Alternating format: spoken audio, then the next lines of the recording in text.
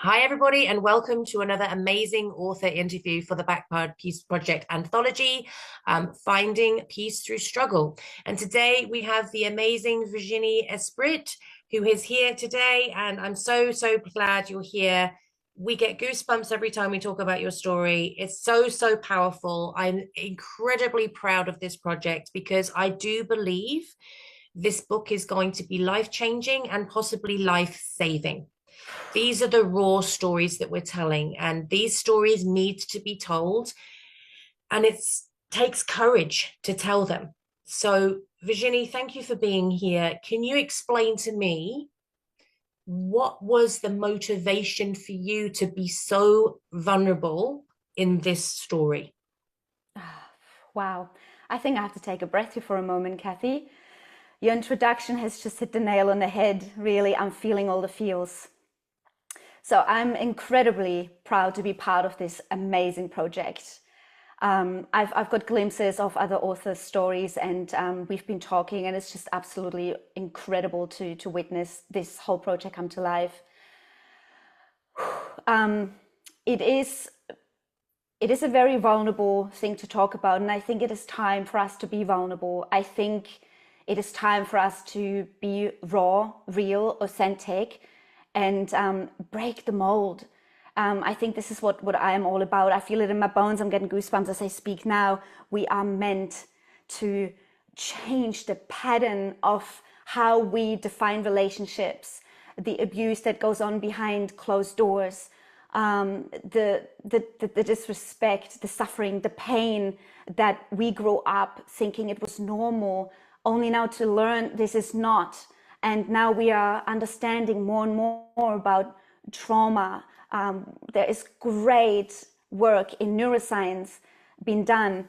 We're starting to understand how emotional neglect or abuse of in any form has an incredible deep impact on us as humans. And I'm a pioneer of that. I have been making noise about this for the last 20 years. And to be part of this book was a no-brainer for me. It was like, yes, I want to be part of this. I want to scream it into the world. I want to share my story because I too have been a victim of tradition. And yes, I'm here to share my story because I know we all have that story, and we're here to help each other change the way we do relationships. What I love about your vulnerability is you're challenging the complexity of a relationship, particularly between daughters and mothers. Yeah, right, yes. So with the label of mother comes a plethora of expectation, promises, what we're told through the movies, what we're told through the media of what a mother should be, Yeah. right? And when we don't receive that, it really does make us, from a very young age, reassess our foundations Mm-hmm. of our childhood, of our identity. And I've explored this with many clients because when the relationship between child and parent is not as expected or wanted or wished for, it really has a deep impact. Yes. And so, how did you navigate through the reality versus the promise being mismatched? How did you show up for yourself in those moments, and how did you move through that? This is such a great question, and the answer is incredibly complex because here we go into the understanding of psychology and neuroscience and the attachment theory. Let me see if I can put it into one paragraph. How did I navigate it? I navigated it differently in different stages of my life. As a child, being in this environment, having no support, I navigated it as in the form of self-destruction, really, because as a child, you don't have that developed brain or analytical thinking yet that allows you to differentiate between other people and their struggles and yours. So however your caregivers or bigger people treat you, you believe it is your fault.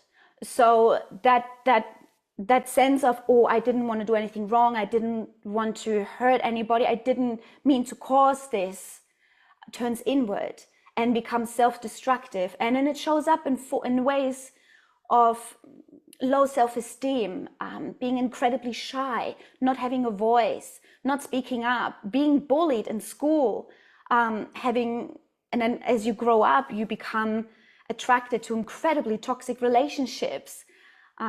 You start having a label on your forehead, narcissist to me, please. And you become this forever healer, trying to fix relationships and fix people in their pain, trying to heal dysfunction, but you never get to do it because the very thing that needs healing and that wants your attention is that inner child that has been broken over and over.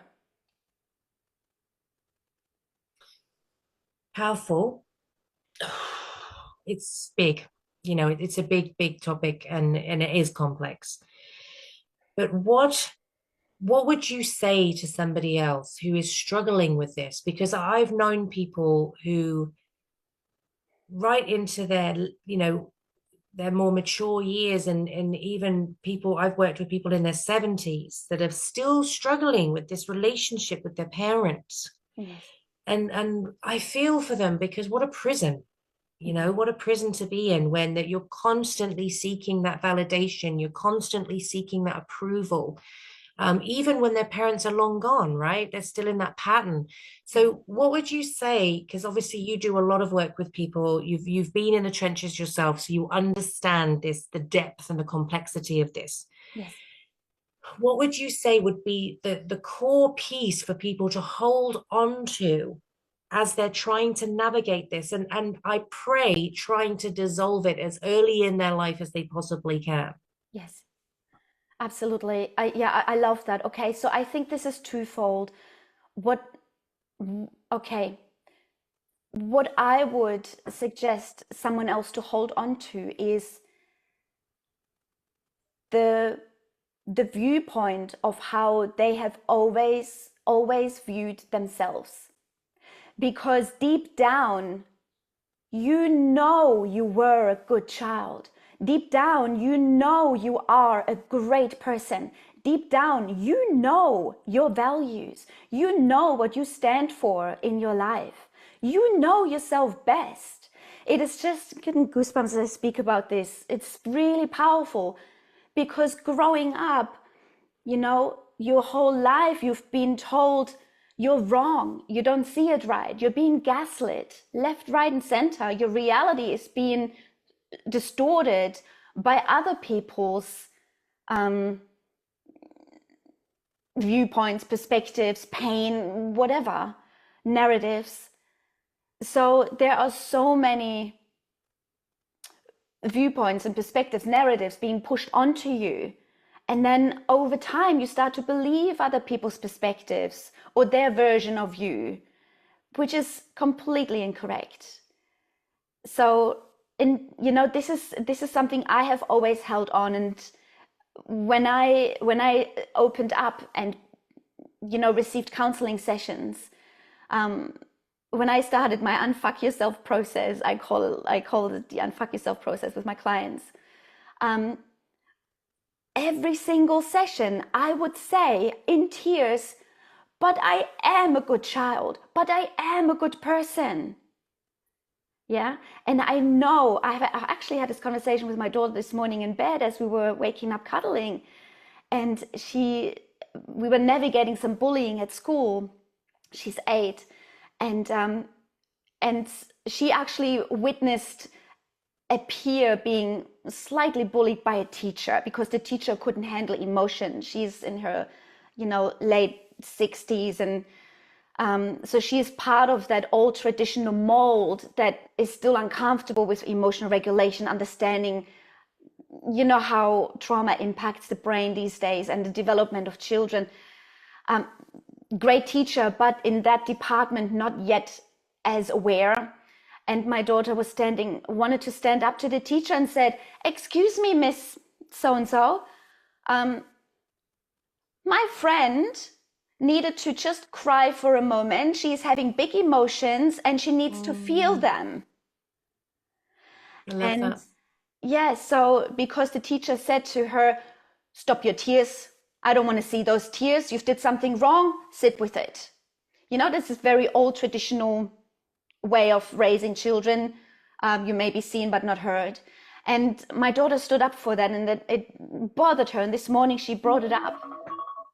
And she said, "Mommy, I wanted to say something, but I was too shy." And I said to her, "You know what? You went over to your friend and comforted her. You showed her that she was allowed to have emotions. That was wonderful. That was wonderful. You allowed her to have these feelings and process that." And she said, "You know what? I believe my friend knew she was doing something wrong, and she already felt guilty for that, and that's why she cried." I said, "Oh my gosh, yes, you are my daughter. You know, she might as well hop into my practice with me, working with my clients. She's got it. She understands it. She understands how important it is to be seen in your emotion. And we don't have to punish on top of doing something wrong." Coming back full circle, we know when we've done something wrong. We know when, you know, when we upset someone we really didn't want, because we know we are good people deep down. I don't know if I Yeah. went too far off track here, but it's just was such a beautiful thing to just bring in. It highlights that we know it in every stage of our lives, no matter how old we are. I totally agree. And I think in those moments where we all, I mean, I was speaking the other day and someone asked me a question and I said, well, because I've needed forgiveness, right? Why do we offer forgiveness? Because I've needed forgiveness. I've made mistakes. I've done the wrong thing. I've snapped when I shouldn't have. I've said the wrong thing and thought, oh, why did I say that? You know, we're all human. We all make those Of course. mistakes. Yes. But in those moments, what we crave is to be reminded of who we are, Yes. not to Yes. be punished. Yes. And you know, this whole thing is about remembering who we are. And one of the biggest things I feel is so sad, especially when the complexity of the core family relationships haven't quite been what was promised, right? Yes. Is when you are gaslit, as you described, and when you are undermined, and when you are questioned, and when you are browbeaten, and over time, you know, it takes its toll. It's like water through stone, you know, it's going to wear it away eventually. And the saddest part of when I witness this with my clients is the loss of connection to self, Yes. not trusting yourself, Yes. not hearing your own voice, defaulting to somebody else's opinion before you have your own, you know. And that's the piece that really we're all here to become the fullest versions of ourselves that we possibly can be. Yes, So that's what correct. would you speak to that? Well, I wholeheartedly agree. It is, and that's why we stay in dysfunctional, even toxic relationships longer than we want to, because we doubt our reality. We don't trust ourselves to see things for what they are, because in the past, whenever we reached out and asked for help, we were told, "Ah, that's not right. Stop being so dramatic. You're being too sensitive." You know, so you stop asking for help. You stop checking in with someone else that can validate your experience, or even, you know, invalidate it to bring you back into reality. But it, even that invalidation has to come from truth and honesty, and not from a personal agenda. So either way, whether we need validation or invalidation when it's suited, we can't trust others, and we have learned not to trust ourselves. So it's really, really challenging to get, as you say, your clients, you've worked with them on that, I work with my clients on that too, to start building that self-trust again, to connect back with that inner being that they've never let go of. They didn't, because they're still here. So we just want to reconnect those people back with that part of themselves that has always known. What I love about your story is the power of being seen by one person. Yes. And that one person for you is your grandmother. Yes. Can you speak to that? Whew. Yes.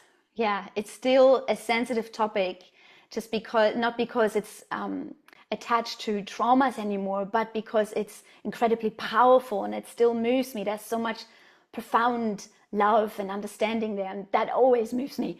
It only, and I say this to my clients, I say to my daughter, it only ever takes one person.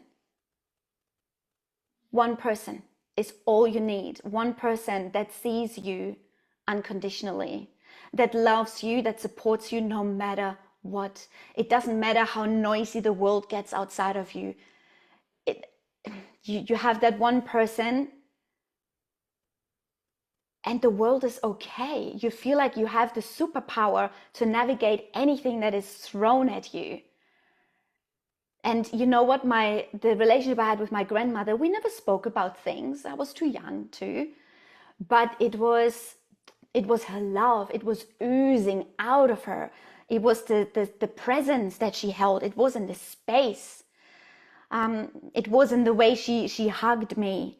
It was in the way how present she was, how she looked me in the eyes and she said, "How are you, sweetheart?" And it was so genuine. And it's just, there is no safer place in the world than just for someone to see you and wanting to see you for who you are. She saw that loving spark in me because she had it in her, and she nurtured that without us even talking about it. Now, you know, I'm in my 40s now, and I've lost my grandmother when I was 15. So this is what I remember always, and it's always been my source of strength. It's incredibly powerful.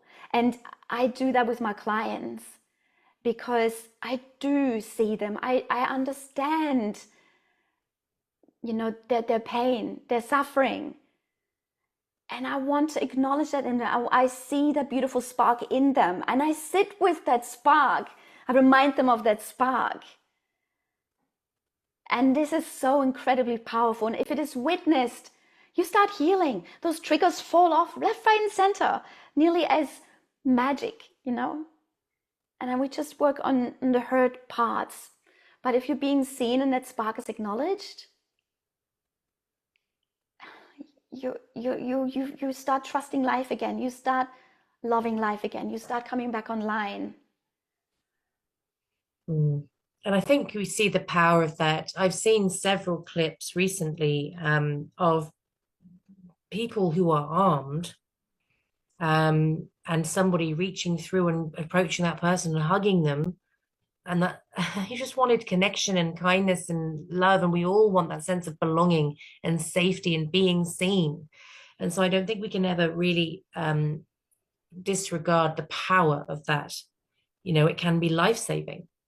100%. 100%. Yeah. So what would you want the gift of your chapter? What would you want the gift of your chapter to be to the person who picks up and reads it, who really, really needs to read it? What would you want that gift to be for that person? I think the gift of that chapter is that the reader is being seen. The reader is being understood and heard.